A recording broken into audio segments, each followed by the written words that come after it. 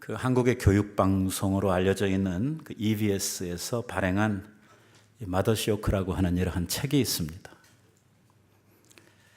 이 마더쇼크라고 하는 책에 소개되는 내용 가운데 이 한국 엄마들하고 미국 엄마들이 서로 다른 그 차이가 나는 이러한 것을 비교해서 실험을 하고 또 그 결과를 이렇게 발표한 내용이 나옵니다. 중학생 자녀를 두고 있는 한국 엄마 11명, 거의 국가대표죠. 그 다음에 중학생 자녀를 두고 있는 미국 엄마 11명. 그래서 이 22명의 엄마들을 대상으로 해서 카드 게임을 하고 있는 것입니다. 그리고 그 과정에서 엄마들이 카드 게임을 통해서 돈을 땄을 때 하고 잃었을 때 하고 그 변화되는 그 심령의 차이 또 그 어떤 마음의 반응을 보이는가 하는 것을 조사하는 이러한 실험이었는데 아주 재미있는 결과가 나왔습니다. 이 사람의 뇌 중에는요, 이 보상뇌, 들어도 우리가 잘 모르지만 측핵이라고 알려진 이러한 뇌가 있다는 것입니다. 이 뇌는 사람이 어떤 즐거운 일을 경험하거나 돈을 벌었다든지 어떤 이익이 생겼을 때 이 뇌가 막 활성화된다는 것입니다. 이 실험에서 아주 흥미로운 사실이 뭐냐면 미국 엄마들은요, 카드놀이에서 자기가 점수를 따고 자기가 이렇게 잘해서 뭔가 이익을 얻게 되었을 때 이 보상뇌가 아주 강하게 활성화되는 이러한 반응이 나타났다는 것입니다. 그런데 한국 엄마들은 본인이 점수를 땄을 때보다 상대방보다 자기가 많이 이 점수를 따고 이익이 생겨서 이 보상뇌가 움직이는 게 아니라 남보다 내가 조금 더 잘했을 때 그때 이 뇌가 막 활성화되고 이 좋아하는 이러한 반응을 보이더라고 하는 것이죠. 그러니까 이 미국 엄마들은 내가 얼마나 잘했느냐, 나한테 이익이 얼마나 되느냐 하는 그것 때문에 좋아하고 즐거워하는 반면에 우리 한국 엄마들은 상대방에 비교해서 내가 얼만큼 높은가, 내가 남들보다 얼마나 잘했는가 하는 이것을 기준으로 해서 이 보상뇌가 활성화되더라고 하는 것입니다. 이 실험에서 이 마더쇼크라고 하는 책이 뭐라고 이야기를 하냐면 한국 엄마들은 이 두드러진 교육열과 내 아이를 다른 집 아이하고 끊임없이 비교하면서 이 아이들을 기르는 이러한 성향 때문에 아마도 그쪽으로 뇌가 많이 발달을 해서 카드놀이를 하면서도 남보다 뭔가 좀 나아야지만 이 보상뇌가 이렇게 작동을 하는 이러한 결과가 나타났다. 이렇게 이 책에서 설명을 하고 있습니다. 대부분의 우리 한국 엄마들은 아이가 학교에서 시험을 100점을 받아가지고 오면 이렇게 묻는다는 것입니다. 우리 아들 너무 잘했다. 얼마나 수고했니? 이렇게 말하는 게 아니라 100점을 받아가지고 오면 네 반에서 100점 몇 명 받았니? 이렇게 물어본다는 거예요. 그러니까 네가 100점 받았으면 뭐 애들 다 100점 받았겠네? 이렇게 아이한테 이야기를 한다고 하는 것이죠. 그러니까 자기 자식을 항상 다른 아이들과 이렇게 비교를 하면서 이 아이들을 기르기 때문에 이게 교육적으로 아이들한테 상당히 안 좋은 이러한 영향을 미치게 된다고 하는 이러한 이야기를 이 책에서 하고 있는 것입니다. 좀 다른 이야기입니다만은 최근에 우리 어떤 연구소에서 세계 각국의 번영지수를 이렇게 발표를 했는데 그 가운데에서 삶의 만족도에 대한 이러한 조사 결과가 나왔는데요. 조사 대상국 145개국 가운데 우리 한국이요, 이 삶에 대한 만족도가 몇 등이냐면 세계에서 117등을 했습니다. 우리나라가 여러분 보도에서 매일 하는 이야기가 뭡니까? 이 세계적으로 우리가 잘 사는 나라, 또 어떤 특수한 분야에 있어서는 세계 1위, 5위 안에 드는 이러한 정말 엄청난 이러한 그 발전을 우리나라가 이루었고, 세계에서 우리가 적어도 10등, 11등 정도를 하는 이러한 번영국가로 이렇게 알려져 있는데, 삶의 만족도는 117등을 했다고 하는 것입니다. 그러니까 우리가 불행하다는 겁니까? 행복하다는 겁니까? 불행하다는 것이죠. 그렇게 잘 살게 됐는데, 그렇게 많은 번영을 이루었는데도 불구하고 오늘 우리는 아직도 불행하다, 이렇게 느끼고 있는 것입니다. 사람들이 경제가 발전을 하고 사회의 많은 발전이 우리 가운데 이루어졌는데도 불구하고 실상은 그 마음속에 만족이 없고 항상 마음속에 불만으로 가득 채워져 있는 이러한 삶을 살고 있다고 하는 것이죠. 이 조사 대상국들 가운데에서 네팔, 방글라데시, 파키스탄, 나이지리아 하는 이러한 아주 미국이 세계적으로 빈곤한 대표적인 국가들, 이러한 국가들이 우리나라보다 훨씬 더 삶의 만족도가 높았다고 하는 것이죠. 다시 바꿔 말하면 가난하고 좀 어렵게 살지는 모르지만 삶에 대한 만족도, 자기가 살면서 행복하다 이렇게 느끼며 살아가는 이 사람들의 생각은 우리보다 훨씬 더 높다고 하는 이러한 생각입니다. 우리 한국 사람들은 왜 이렇게 불행한가? 왜 우리는 이렇게 행복지수가 얕은가? 왜 우리는 많은 것을 가지고 남보다 더 나은 이러한 삶을 분명히 살아가고 있는데도 불구하고 왜 우리는 스스로에 대해서 행복하다고 느끼지를 못하는 것인가? 오늘 이 보고서에서 두 가지를 지적을 하고 있어요. 하나는 한국 사회의 만연해 있는 부정직, 또 하나는 사회의 극심한 경쟁력. 이 두 가지가 사람들로 하여금 스스로를 불행하다고 느끼는 원인이라고 이렇게 설명을 하고 있습니다. 이 연구소에서 이런 질문을 했습니다. 우리 한국 사회에서 다른 사람들을 얼만큼 믿을 수 있느냐? 그러니까 다른 사람들을 우리가 믿을 수 있느냐 없느냐 이렇게 물었더니 한국인 중에 한 20%가 다른 사람들을 믿을 수 있다고 이야기를 하고 80%가 못 믿겠다, 사람 절대 믿으면 안 된다, 믿을 수 없다 이렇게 대답을 했다고 하는 것입니다. 다시 말하면 우리 사회가 신뢰받지 못하는 사회, 아무도 믿을 수 없는 이러한 사회 속에서 우리들이 살아가고 있다고 하는 뜻이죠. 사람만 못 믿는 것이 아니라 사회도 제도도 심지어는 언론도 정부도 믿지 못하고 살아가는 이러한 불신의 사회가 오늘 살아가고 있는 우리들을 불행하게 만들고 있다고 하는 것입니다. 식당에서 장사하는 사람들은 고기 근수를 속여서 갖가지 그 부정한 방법을 통해서 장사하기 때문에 맨날 뭘 사면서도 쏙지 않나 하는 이러한 경계심을 가지고 나아가서 시장을 봐야 되니까 이게 상당한 스트레스라고 하는 것입니다. 두부도 속여 먹고 콩나물도 속여 먹고 이상한 거 집어넣은 거 갖다 팔고 싸구려 갖다 팔고 외국 수입 고기를 한우라고 이렇게 내 때로 바꿔가지고 몇 배씩 받아 먹고 자꾸 이러니까 이게 하나도 믿고 살 수 없는 이러한 사회 풍조 속에서 우리가 살아가고 있다고 하는 것이죠. 제일 믿지 못하는 것 가운데 하나가 고춧가루죠.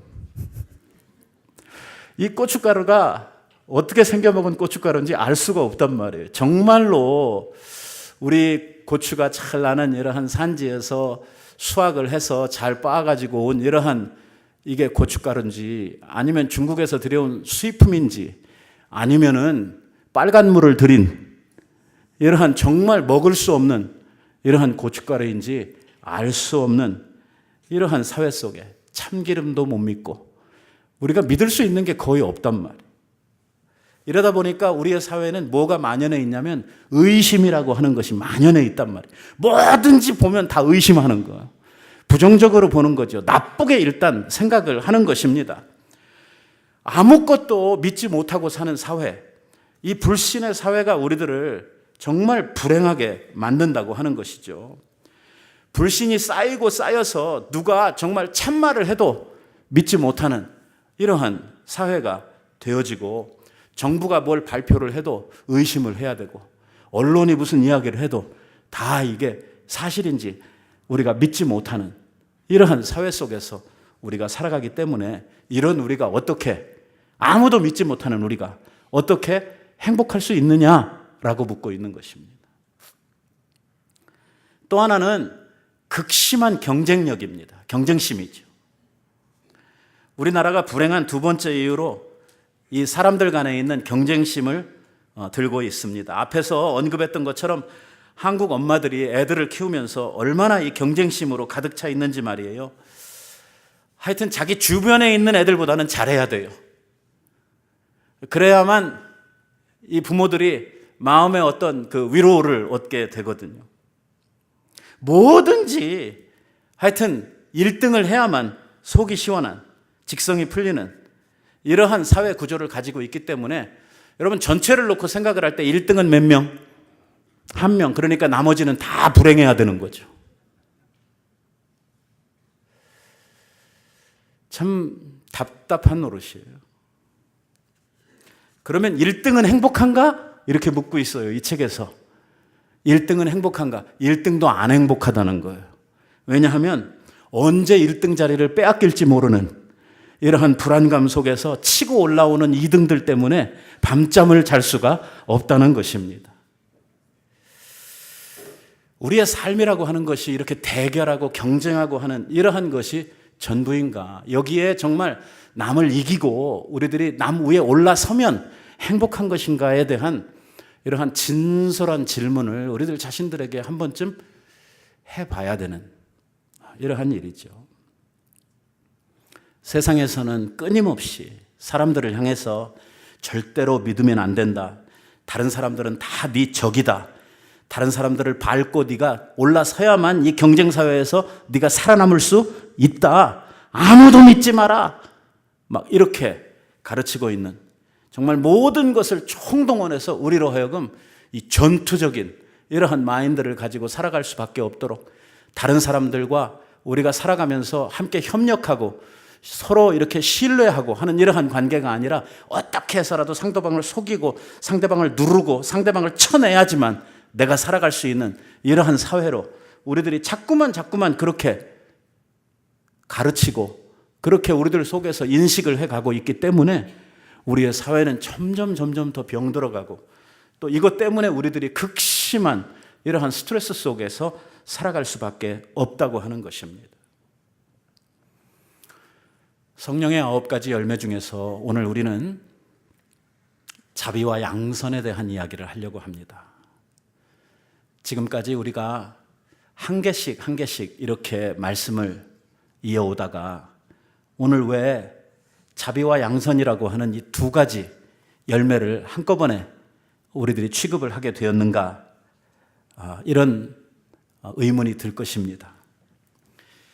이 자비라고 하는 말, 이 자비라고 하는 말은요, 이 성경에 쓰여진 그 원어의 의미를 보면 유용하다, 쓸모있다, 아니면 적절하다 하는 이러한 뜻을 가지고 있습니다. 이게 만약에 사람이 아니고 물건에다가 갖다가 이 말이 쓰이게 되면은요, 무슨 뜻이 되냐면 탁월하다 하는 이러한 뜻이 됩니다. 사람의 성품을 이야기할 때는 순전하다, 친절하다 하는 이러한 뜻을 가지고 있죠. 그래서 영어에서는 오늘 이 단어를 뭘로 번역을 했냐면 kindness, 친절함이라고 이렇게 번역을 하고 있습니다. 70인 역경에 보면, 70인 역경은 뭐냐면 헬라어를 히브리어로, 유대인들이 이해할 수 있는 히브리어로 번역을 한 그 성경에 보면은 오늘 이 kindness라고 하는 이 자비라고 하는 이 말을 뭐라고 번역을 했냐면 선함이라고 이렇게 번역을 하고 있습니다. 그래서 이 모든 것들을 우리들이 종합해 보면 이 자비라고 하는 것은 어떤 친절한 성품 혹은 다른 사람들에게 무언가 선한 일을 하고 싶어 하는 우리들의 마음, 이러한 것으로 우리들이 해석을 할 수가 있습니다. 여섯 번째 열매가 뭐냐면 양선이라고 하는 것입니다. 이게 한문이라 좀 어려운데요. 양선이라고 하는 말은 영어로 하면 쉽게 말하면 goodness, 선이라고 하는 말입니다. 선하다, 착하다 하는 이러한 뜻을 가지고 있죠. 그러니까 아까 이야기한 말에도 선함이라고 하는 이러한 의미가 있다고 했고 자비라고 하는 그 뜻 안에도 오늘 여기 양선이라고 하는데도 이 선하다, 착하다 하는 이러한 뜻이 있다고 하고 보니까 결국은 이 자비와 양선이라고 하는 것이 거의 비슷한 의미를 가지고 있는 것들입니다. 그런데 여기에 차이점이 있습니다. 그 차이점이 뭐냐면 이 자비라고 하는 것은 보다 더 어떤 의미를 가지고 있냐면 우리 속에 내재에 있는 우리의 성품을 이야기할 때에 자비라고 하는 말을 많이 씁니다. 양선이라고 하는 말은 이 속에 있는 성품이 밖으로 나타나서 이것이 우리의 행동을 통해서 표현될 때 우리가 선한 일을 했다 할 때에 그 우리의 선한 행동을 지칭하면서 이 양선이라고 하는 말을 씁니다. 그러니까 이게 같은 착함, 같은 선함이라고 하더라도 이 자비는 뭐냐면 우리 속에 있는 이 성품적인 이러한 면을 이야기한다고 하면 오늘 양선이라고 하는 말은 그 성품이 밖으로 나타나고 있는 이러한 것을 양선이라고 이렇게 사용을 하고 있는 것입니다. 그러니까 자비와 양선은 서로 연결되어져 있는 것입니다. 그게 우리의 마음 속에 내재되어져 있을 때는 자비가 되는 거고 이게 밖으로 나타나게 되면 양선이 되는 것이죠. 그러니까 이 둘이 서로 연결되어져 있기 때문에 이렇게 되는 것입니다. 자비가 없는 양선이 있을 수 없고 양선이 없는 자비가 있을 수 없다는 것입니다. 이 둘은 서로 링크되어져 있다는 거예요. 우리가 밖으로 선한 일이 나타났는데 그 속에 자비가 없다 하는 말은요, 그게 거짓이란 말입니다. 그게 뭔가 악한 목적을 가지고 사람들을 속이기 위해서 그 일을 하고 있다는 것입니다. 그건 우리가 선이라고 하지 않습니다. 사람을 속이고, 사기꾼들이 사람을 속여가지고선 그 사람의 마음을 얻고 그 사람에게서 무언가 훔쳐가고 도적질을 하기 위해서 사람에게 좋은 일을 하는 거, 이거는요, 참된 선이 아닙니다. 그건 우리가 겉으로 보기에는 선한 일 같아 보여도 실제로는 뭡니까? 악한 일입니다. 죄악입니다. 왜? 그 속에 뭐가 있어요? 그 사람을 홀딱 다 들어먹으려고 하는 이러한 악한 심보가 그 속에 있고 결국은 그 사람을 망하게 만들려고 하는 이러한 의도에서 지금 하고 있는 일이기 때문에 겉으로 그 사람에게 아무리 지금 좋은 일을 하고 있다고 하더라도 그것은 좋은 일이라고 말할 수 없다는 것입니다. 보여지고 있는 것이 중요한 것이 아니라 그 속에 나타나고 있는 그 뜻, 그 일을 하고 있는 의도 자체가 아주 중요하다고 하는 것이죠. 어떤 사람이 일제강점기에 나라의 독립을 위해서 정말 자기가 일을 하고 싶고 자기가 뭔가 독립을 위해서 정말 자신을 드리고 싶은데 뭐가 두렵냐면 섣불리 밖으로 나섰다가 그 당시에는 독립운동하는 사람들은 다 일본 순사한테 잡혀가 가지고선 고문을 당하고 죽고 막 이렇게 한단 말이에요. 그래서 밖으로 나가가지고 그거를 하기에는 너무 두렵고 또 자기가 잡혀가지고 받을 이러할 그 고문이나 아니면 죽음 같은 것이 너무 자기가 감당할 수 없을 것 같아서 이 사람이 어떻게 했냐면 집 안에서 이불을 쓰고 사람들이 다 잠을 잘 때에 그 속에서 이불을 도게 뒤집어 쓰고 대한독립 만세 만세 하면서 밤새도록 외쳤다는 거예요. 매일 밤에. 그러고 나서 해방이 되었습니다. 해방이 되고 나서 독립운동한 사람들을 향해서 이제 나라가 그 표창을 하고 그 사람들의 수운을 기리려고 하는 이러한 일이 있을 때에 이 사람이 관공서로 뛰어가 가지고 당당하게 이야기를 합니다. 나도 독립운동가입니다. 어디서 어떻게 독립운동을 하셨습니까? 매일 밤마다 이불을 쓰고 내가 혼자 독립 만세를 외쳤습니다. 그렇게 이야기를 했어요. 말이 됩니까? 안 됩니까? 말이 안 된단 말이에요. 이게 자기 혼자 밖으로 행동을 나타내지 못하고 자기 혼자 이불 쓰고 한 거는요, 아무도 독립운동이라고 인정을 안 해준다고 하는 것이죠. 오늘 자비와 양선도 똑같은 이러한 의미를 가지고 있습니다. 아무리 내가 마음속에서 선한 마음을 가지고 있다고 하더라도 밖으로 그것이 하나도 나타나지 않았다고 하면 그 자비의 마음이 아무 쓸데가 없다는 거예요. 그건 인정해 줄 수 없는 이러한 자비라는 것입니다. 마음으로는 자비하고 선한 생각들, 사랑의 마음을 담고 있으면서 한 번도 그것을 이렇게 표현하지 않아요. 불쌍한 사람, 가난한 사람을 보고 그 마음이 말이에요. 그 사람을 도와줄 수 있는 돈이 있으면서도 도와주지 아니하고 너 돈 있으면 가서 빵 사 먹어라 이렇게 이야기를 했다고 하면 그 사랑이 무슨 참 사랑일까 보냐 이렇게 이야기를 하고 있는 것입니다. 그건 아무도 인정해 줄 수 없는, 그것은 그 자체가 가짜 사랑이라고 이야기하는 것과 같다는 것이죠. 쉽게 말하면 나는 선한 사람입니다. 나는 자비한 사람입니다. 나는 정말 친절한 사람입니다. 나는 젠틀맨입니다. 이렇게 속으로 자꾸 자기 스스로가 나는 이런 사람입니다라고 뉘우치면서 밖으로는 행동을 하나도 하지 않아요. 이거는 가짜라는 것이죠. 입만 살아있는, 입만 외치는, 머릿속에서만 잘 믿는다고 생각하는 이러한 그리스도인들은요, 가짜 그리스도인들이라는 거예요. 바리새인들이죠. 바리새인들. 뭐든지 입으로는 다 잘해요. 그런데 다른 사람들을 향해서는 모든 율법의 요구를 다 지키라고 이야기를 하면서 자기는요, 하나도 그 율법의 요구를 짊어지고 가려고 하지 않아요. 이런 사람들을 우리는 명목상 그리스도인이라고 그래요. 입만 그리스도인인 사람들이. 이런 사람들이 많아지게 되면 교회는 힘을 잃어버리게 되는 거예요. 교회가 능력을 잃어버리게 되는 이유가 바로 여기 있는 거예요. 믿는다고 하는데 오늘 우리들이 입으로는 자기가 뭐 이것도 하고 저것도 하고 믿음이 좋다고 말도 하는데 실제 삶 속에서 그것을 행할 수 있는 능이 하나도 없고 나타나는 것이 없단 말이에요. 우리들이 선교지에 가보면 우리 특히 남미권에 있는 이러한 사람들이 다 자기네들이 크리스찬이라고 말해요. 아마 선교를 같이 가보신 분들은 다 경험을 하셨을 거예요. 한 사람도 크리스찬 아닌 사람이 없어요. 다 크리스찬이에요. 그런데 실제로 교회를 다니냐? 교회 안 다녀요. 그러면 예수님을 제대로 아냐? 몰라요. 그러면서도 크리스찬이라고 말을 해요, 자기네들이. 왜? 오랜 세월, 수백 년 동안, 아니 1000년이 넘는 세월 동안 그들이 살아오고 지금까지 그 지내왔던 자기네들과 전통과 문화, 그들의 삶이 뭐냐면 캐톨릭 이 문화권에, 캐톨릭 국가에 살고 있기 때문에 자기네들은 어딜 가도 이러한 말들을 들어서 그냥 나는 크리스찬이다 이렇게 생각을 하고 사는 거예요. 그러면 실제로 선교를 가는 우리들은 어떻게 생각하냐면 저희가 크리스찬이라고 이렇게 얘기를 해도 우리는 뭘로 취급을 하냐면 불신자다 이렇게 취급을 하고 전도를 하는 거죠. 그럴 수밖에 없어요. 왜? 아무것도 모르니까. 이런 명목상 그리스도인들 말이에요.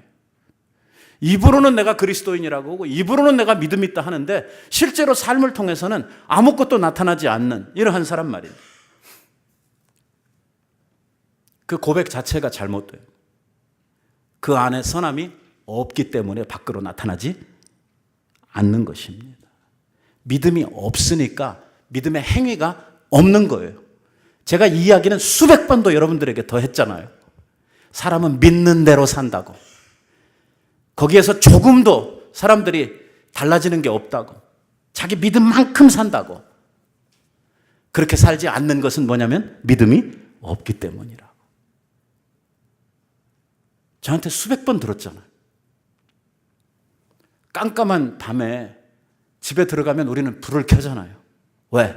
스위치를 올려야 불이 환하게 된다고 하는 것을 알기 때문에, 우리가 스위치 올리면 불 들어온다고 하는 거 믿기 때문에 어디든지 내가 모르는 집에 가서도 깜깜하면 어떻게 해요? 스위치 찾아가지고 올리잖아요. 내가 그걸 믿기 때문에. 캄캄한데 아무것도 할 수 없는데 믿는다고 하면서 스위치 안 올리는 사람이 있어요? 없어요. 그런 사람은. 믿지 않으니까 행동하지 않는 거예요. 입으로는 믿는다고 하죠? 거짓말이에요. 거꾸로, 이번에는 거꾸로 자비가 없는 양선도 가짜예요. 다시 말하면 그 속에 이 자비라고 하는 것이 없는 밖으로 선이 나타나는 그 선한 행위들이 그 마음의 모티브가 그 마음에 가지고 있는 성품에 이 선이 없다고 하면, 오늘 이 자비가 없다고 하면 그 양선도 가짜라는 거예요. 우리가 잘 아는 고린도전서 13장에 있는 말씀에 보면 1절에서 이렇게 이야기를 하고 있어요. 내가 사람의 방언과 천사의 말을 할지라도 사랑이 없으면 소리나는 구리와 울리는 꽹과리가 되고, 계속되는 이러한 말씀에 보면 내가 사람들을 위해서 내 모든 것을 다 들여서 구제를 하고 내 몸을 막 불사르게 내어주는 이러한 행함이 없을지라도 그 속에 사랑이 없으면 아무것도 아니라고 이렇게 이야기를 하고 있는 거예요. 밖으로 나타나는 것이 전부냐? 그것도 아니라는 거예요. 오늘 이렇게 천사의 말을 하고 막 이렇게 뭘 해도 그 속에 역사하고 있는 사랑의 영성이 없다고 하면 그것은 소리나는, 울리는, 꽹과리, 구리 이거밖에 되지 않는다는 거예요. 밖으로 나타나는 이러한 우리들의 이러한 행동, 이러한 행동들이 하나님 보시기에 뭐냐면 야 시끄럽다, 집어치워라 하는 이러한 소음밖에 되지 않는다고 이렇게 성경이 이야기를 하고 있는 것이지요. 그러니까 오늘 우리들의 삶에는 이 자비와 양선이 항상 같이 갈 수밖에 없는 거예요. 오늘 우리 안에 진정한 자비가 있다면 그것은 양선을 통해서 나타나도록 되어져 있고, 우리가 진정한 양선이 베풀어지고 있다고 하면 그 속에 모티브가 되는 뭐가 있냐면 그 자비라고 하는 것이 우리들의 마음속에서 역사되고 있다고 하는 것이죠. 어떤 돌집에서, 한국에서 있었던 이야기입니다. 어떤 돌집에서 유명한 이 돌 사회를 보는 사회자가 와가지고 순서를 진행을 하고 있어요. 막 사람들을 웃겼다 울렸다 막 이렇게 해가면서 이걸 이제 돌 뭐라고 그래요? 돌 잔치를 이렇게 사회를 보고 있습니다. 막 돌잡이도 하고 막 이렇게 하는데 말이에요. 이 친구는 상당히 유명한 이러한 사회자였어요. 그래서 이 주말이 되면은요, 이런 돌잔치 또 이런 뭐 결혼식 사회 이런 것들이 상당히 많이 이렇게 스케줄이 잡혀 있어요.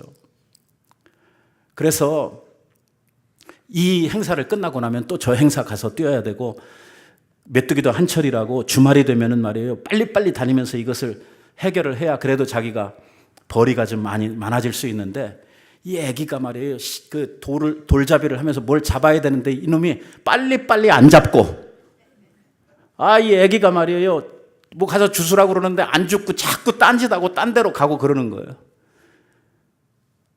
사회자가 열이 나겠어요? 안 나겠죠? 빨리 끝내야지 내가 딴 데 가서 돈을 벌 텐데 이놈의 자식이 이게 딴짓을 하고, 이 어린 이제 돌된 아이가 그러니까 속에서 화가 치밀어가지고, 왜? 저놈이 내 시간 다 뺏어먹고 저놈이 내 돈벌이 망친다 그래가지고 갑자기 속에서 욱 해가지고 야 임마 빨리 해! 1살짜리한테.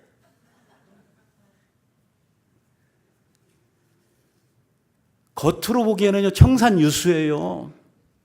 은쟁반에 옥구슬 걸러가는 저는 막 애를 막 이렇게 막 축복하고 막 이렇게 하는데, 속에 진짜 그 아이를 위하는 마음, 그 아이를 정말 축복해주고 싶은 마음이 있어요, 없어요? 없어요. 돈벌이밖에는 생각나는 게 없는 거예요.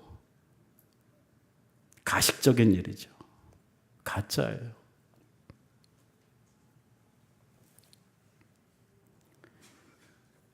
하나님께서 우리들에게 원하시는 것은 먼저는 우리들의 마음이 자비로워지는 거예요.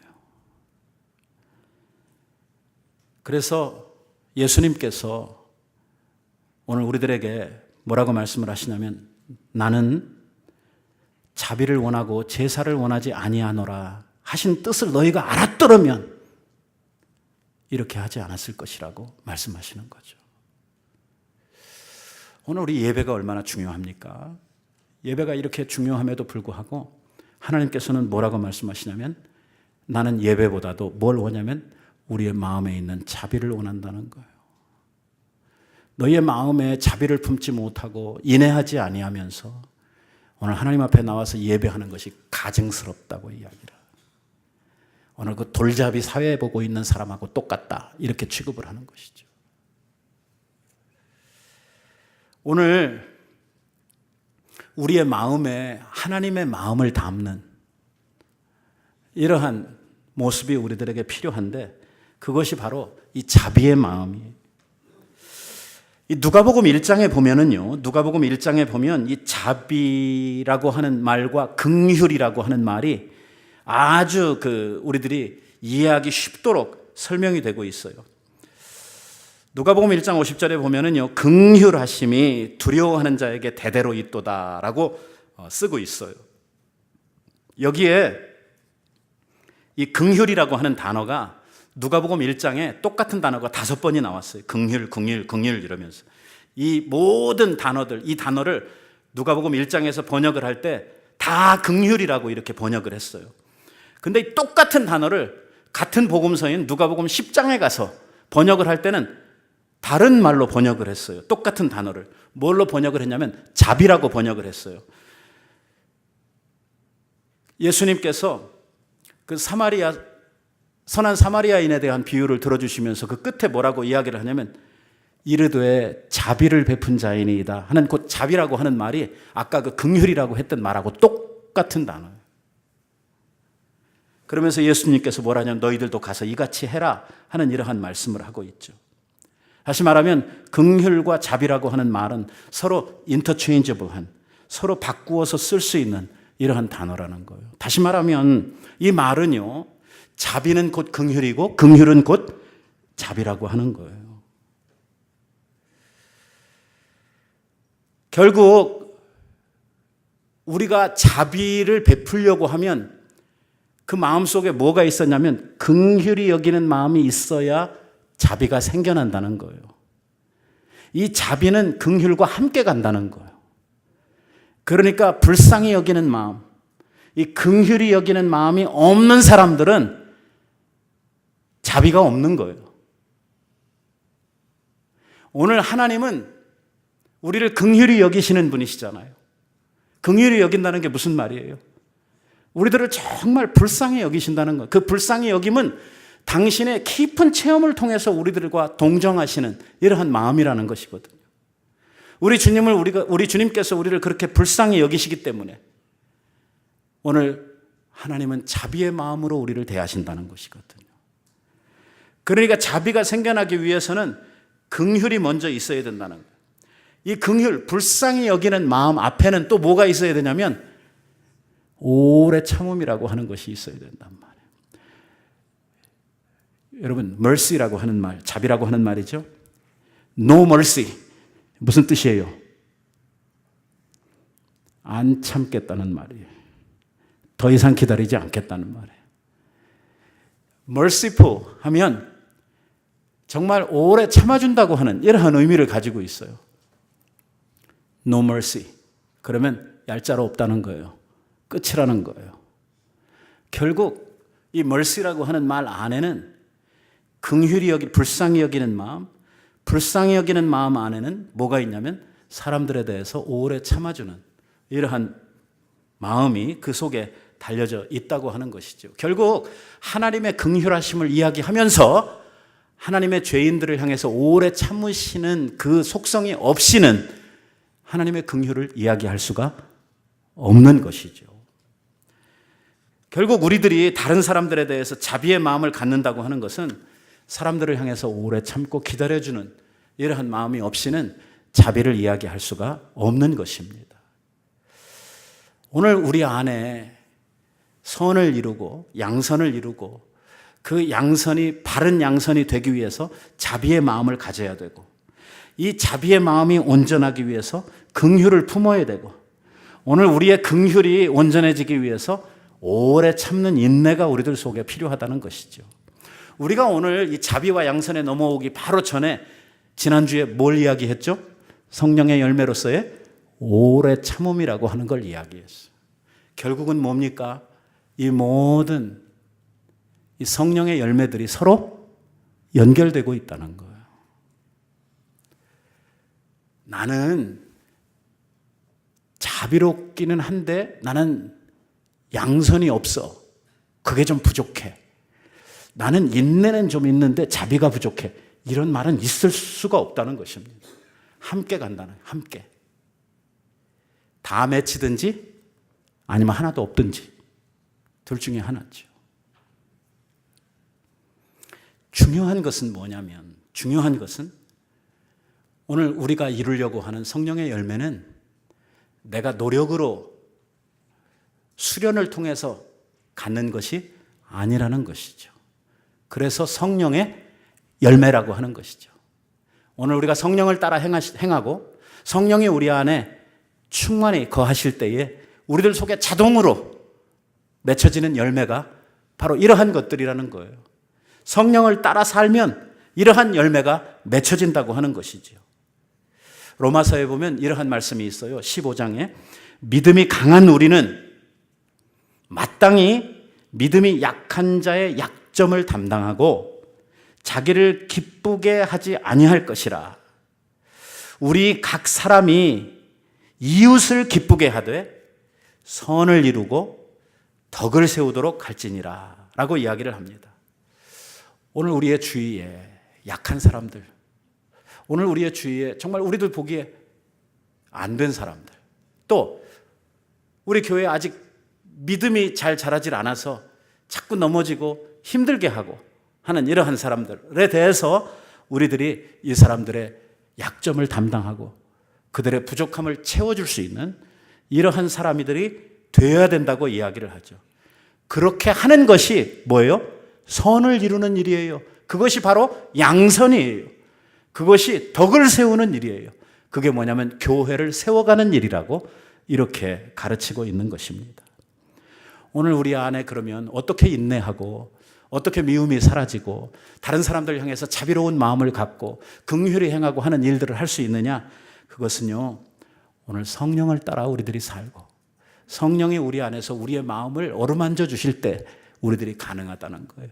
이기적인 자, 세상에서 살아가려고 하는 우리가 아까 처음에 생각했던 그 경쟁심이나 세상에서 우리들이 가지고 있는 세속적 가치를 가지고는요, 죽었다 깨도 이런 일은 우리가 할 수 없는 이러한 일이 되겠죠. 우리가 세상에 너무 많은 시간 우리들 자신들을 노출하면서 살다 보니까 세상의 이러한 철학, 세상의 이러한 가치, 세상 사람들이 살아가는 방법, 이런 게 우리들 속에도 그냥 꽉 들어차가지고요, 우리들이 하나님 앞에서 해야 될 이런 믿는 자로서 이런 일들이 안 된단 말이에요. 덕을 세우고 자비롭게 행하고 이게 잘 안 된단 말이에요. 왜 그러냐? 이게 성령을 따라 사는 것이 아니라 육을 쫓아 행하는 이러한 일들이 우리 안에 많이 있기 때문입니다. 그래서 사도 바울은 우리에게 말합니다. 육신대로 행하면 반드시 죽을 것이로되 영으로 육을 죽이면 우리가 살 것이라고 말씀합니다. 여러분, 성령을 따라 사십시오. 우리 주님께서 우리들에게 주신 최고의 선물이 바로 보혜사 성령이십니다. 그분은 우리의 연약함을 도우시는 분입니다. 그분은 우리의 어리석음을 지혜롭게 해주시는 분이죠. 하늘의 모든 권세를, 하늘의 모든 능력을 우리에게 공급해 주시는 분이 성령님이십니다. 그 성령님을 따라 살고 성령의 생각에 우리의 생각을 모으는 여러분들이 꼭 되셔서 정말 우리 안에 자비와 양선과 긍휼과 이 사랑과 용납함이 우리들 속에 가득해지는 이러한 놀라운 은혜가 여러분들에게 임하시게 되기를 바랍니다. 기도하십시다. 자비하신 아버지, 은혜를